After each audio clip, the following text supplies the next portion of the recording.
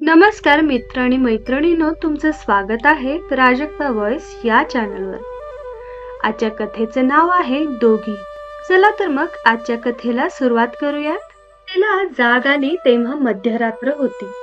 गेले कित्येक रात्री तिला झोप येत नव्हती। कुठंतरी डोळा लागला तर अचानक अशी झोपमोड झाली। आता पुन्हा झोप येणं शक्य नव्हतं। तिला वाटलं युगानुयुग आपण जणू जागेच आहोत। कुठल्याही शिक्षेपेक्षा भयंकर अशी ही शिक्षा आपल्याला मिळाली आहे। तिने दिवा लावला। समोर सारं नेहमीचं ओळखीचंच होतं। भिंतीवर लावलेला गणपतीचा फोटो, कोपऱ्यातलं फ्रीज, त्यावर काही औषधांच्या बाटल्या, रात्री बनवलेले विस्कीचे ग्लास तसेच टेबलवर पडलेले। काश्मीरला गेले असता काश्मीरी पोशाखात काढलेला तिचा एक फोटो कोपऱ्यात होता। टेबलाच्या मध्यभागी 4 दिवसांपूर्वीचे वर्तमानपत्र पडलेले, तिथेच गोळ्यांचे पाकिट ठेवलेले, झोपेच्या गोळ्यांचे।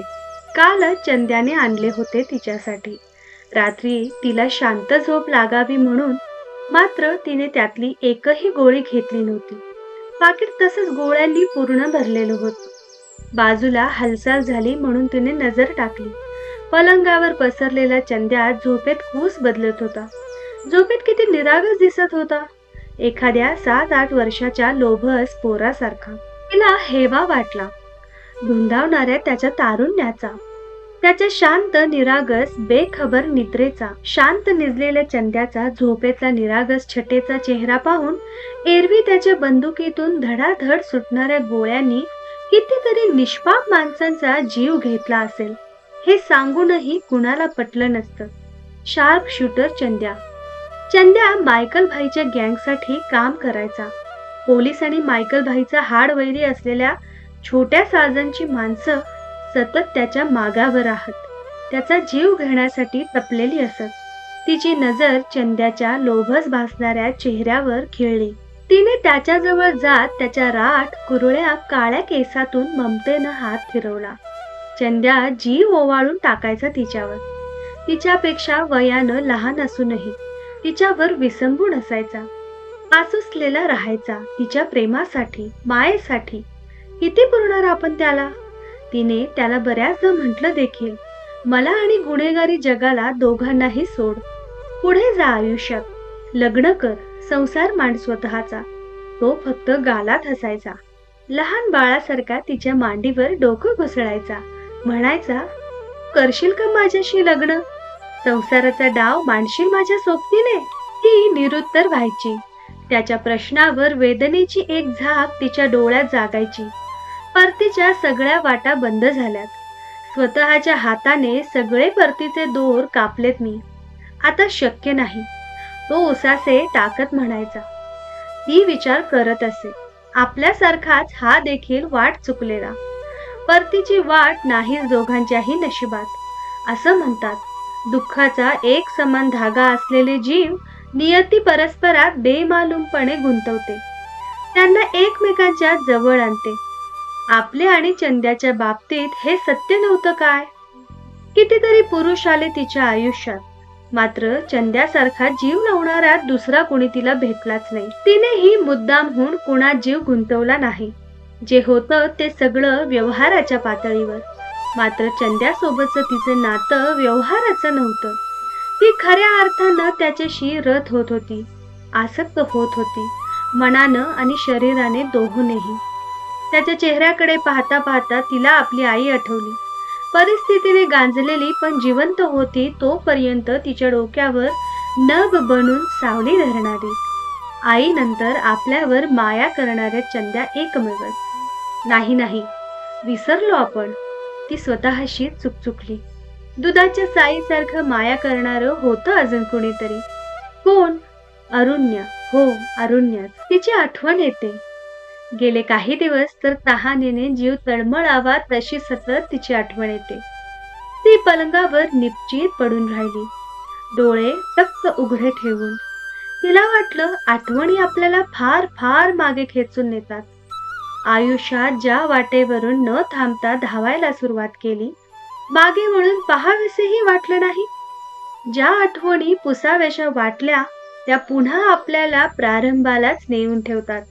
मनात नसतानाही पुन्हा ती वाट चालावी लागते. आणि मग जे नकोसं आठवावं वाटतं ते पुन्हा आठवू लागतं.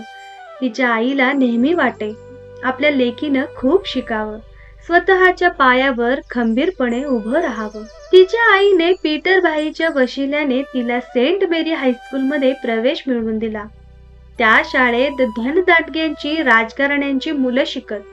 तिच्या गबाळ्यात दलित वस्तीतल्या एकाही मुलाला किंवा मुलीला तिथं शिक्षण घेणं शक्य नव्हतं. त्यांना शाळेच्या गेटवरही कुणी उभं केलं नसतं.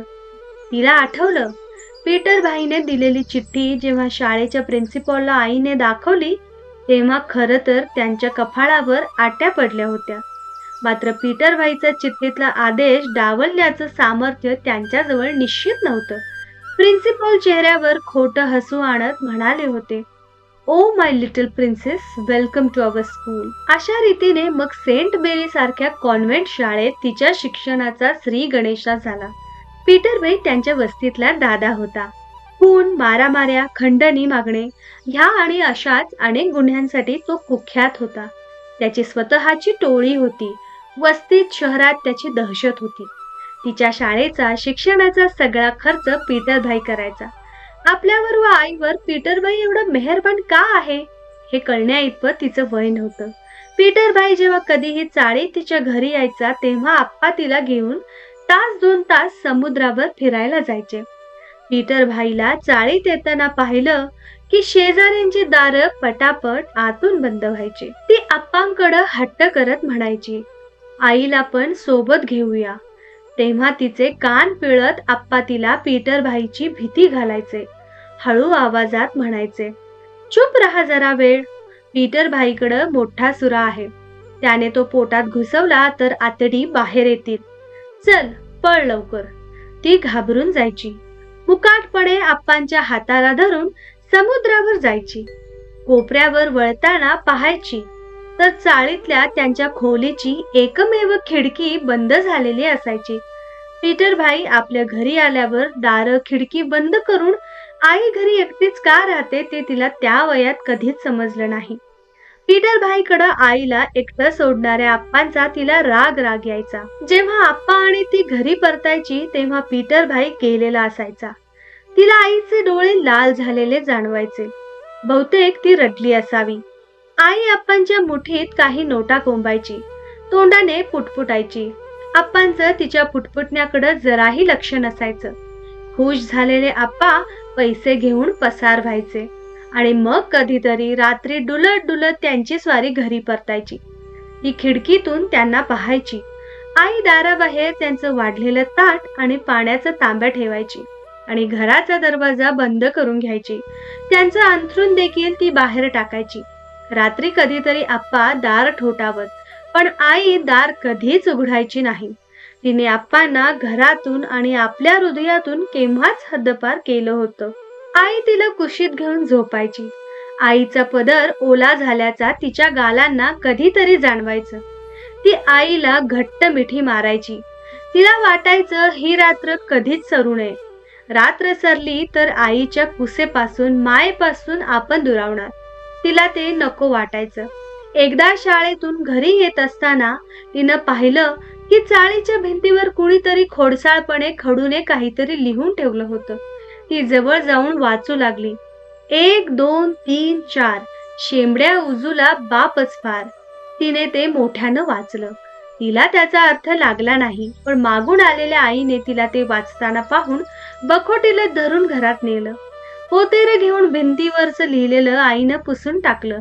आई आतल्या धुसमसू लागली. मेल्यांच्या बुडाला आग लागते. माझी पोर इंग्लिश शाळेत शिकते तर जळतात मेले सगळे. आई घरात येत बडबडू लागली. तिला मात्र कसलाच बोध झाला नाही. चाळीतले आजूबाजूचे शेजारी पाजारी आपल्या आईबद्दल आणि आपल्याबद्दल चांगलं म्हणत नसावे तेवढं मात्र तिला समजलं. शाळेत ती कुणाशीच जास्त बोलायची नाही. तिला तिच्या आणि इतर मुलांच्या परिस्थितीत असलेली दरी कळली होती. तेव्हा ती 5वीत होती. दुपारच्या सुट्टीत एकटीच आपल्या बाकावर जेवणाचा डबा खात बसली होती. ती खाण्यात गुंतलेली असताना अचानक तिच्या कानावर गोड नाजूक आवाज पडला. मी पण बसू का इथं डबा खायला? आजच नव्याने वर्गात दाखल झालेली ती नवी मुलगी तिला विचारत होती. ती घाबरली. तिने डबा दोन्ही हातांनी लपवला. रात्रीची शिळी भाकरी आईनं डब्यात गरम करून दिलेली. तिला लाज वाटली. असू दे, नको लपवू डबा. माझं नाव अरुण्या. आणि तुझं?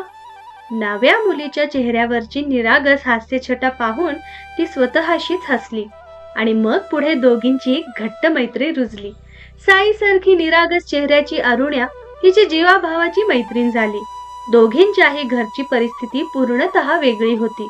मात्र दोघींच्या मैत्रीत त्यांच्या आर्थिक सामाजिक परिस्थितीमुळे बाधा कधीच आली नाही.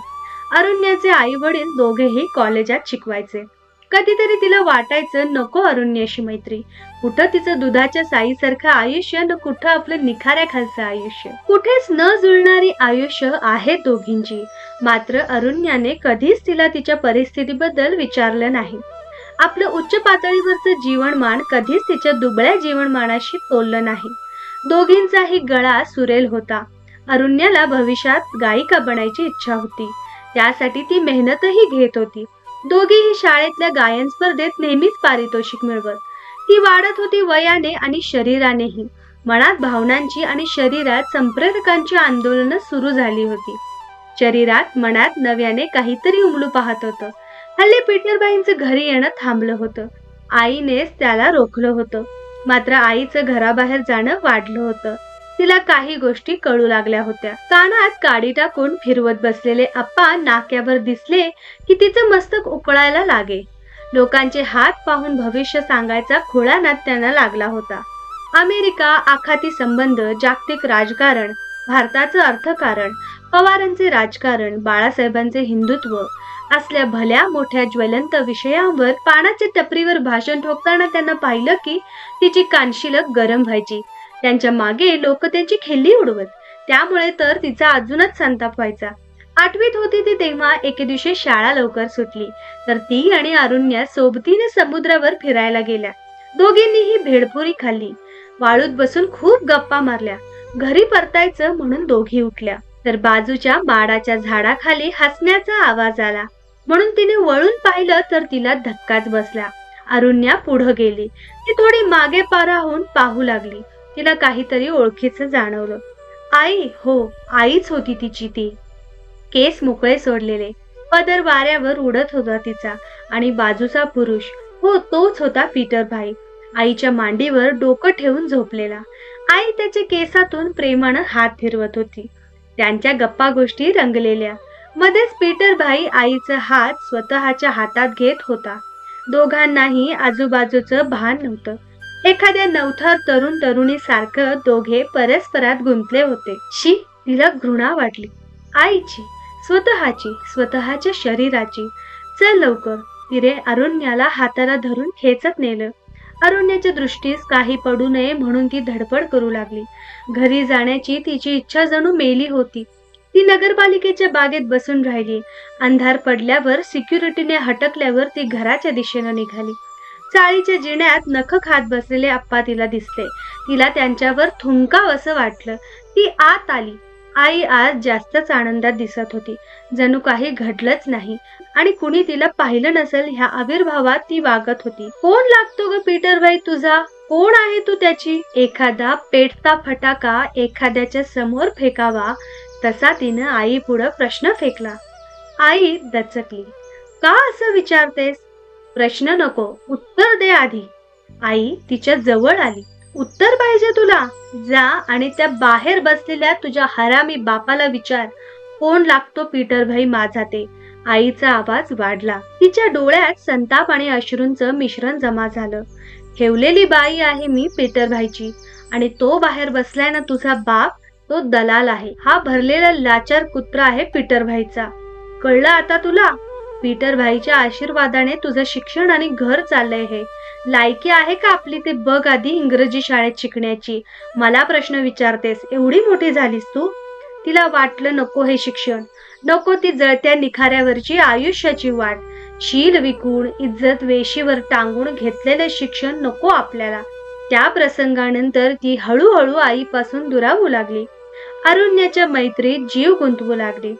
शांत, भोळी, संवेदनशील मनाची, चेहऱ्यावर नेहमी निरागस छटा बाळगणारी अरुण्या तिला तिचा आधारस्तंभ वाटू लागली. आयुष्यात माया लावणारी फक्त रक्ताचीच नाती असतात का?